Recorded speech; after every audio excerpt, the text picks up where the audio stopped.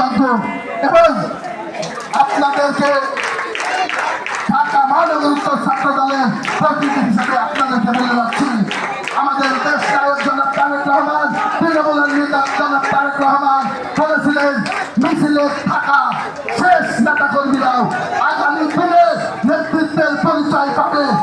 আমরা আপনাদের কথা দিয়ে যাচ্ছি, অতি দ্রুত আপনারা যারা আন্দোলন সংগ্রামে ছিলেন তারা প্রত্যেকে আপনাদের পরিচয় পাবেন, এটা আমি আপনাদের নিশ্চিত করলাম।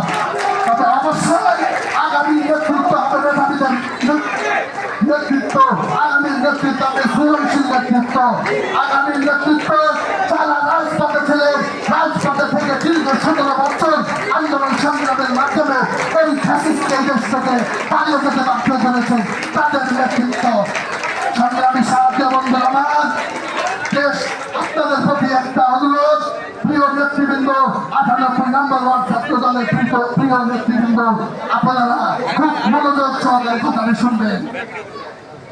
আপনারা জানেন আমাদের নেতা, প্রিয় নেতা, তৃণমূলের নেতা জনাব তারেক রহমান নতুন বাংলাদেশ বিনির্মাণের জন্য একটি 31 দফা ঘোষণা করেছে। আমরা মনে প্রাণে বিশ্বাস করি আপনারা এই 31 দফা বারংবার পড়বেন এবং আপনাদের পাড়ায় সংগ্রামী সাথী বন্ধুরা আমার, আমি আর বেশি কিছু বলতে চাই না, আমি একটি স্লোগান দিয়ে বক্তব্য শেষ করব। সংগ্রামী নেতৃবৃন্দ, সবাইকে একযোগে বলতে হবে আগামী নির্বাচনের কোনো মার্কা আছে? সবাইকে উঠে দাঁড়িয়ে বলতে হবে কোনো মার্কা আছে? এই 11 আসনের মাঠে মানুষের কোনো মার্কা আছে?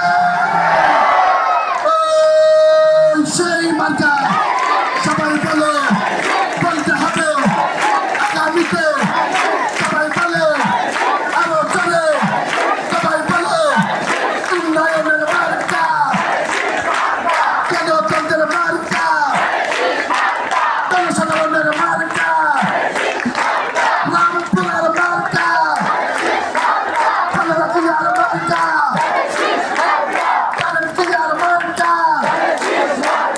আইয়ুব ভাইয়ের মার্কা।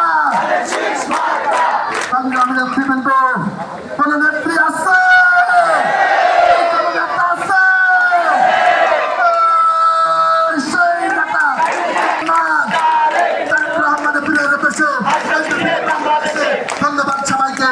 বাংলাদেশ জাতীয়তাবাদী ছাত্র দল জিন্দাবাদ। প্রয়াত রাষ্ট্রপতি শহীদ জিয়াউর রহমান আবারও আপসীন নেত্রী দেশনেত্রী বেগম খালেদা জিয়া জিন্দাবাদ।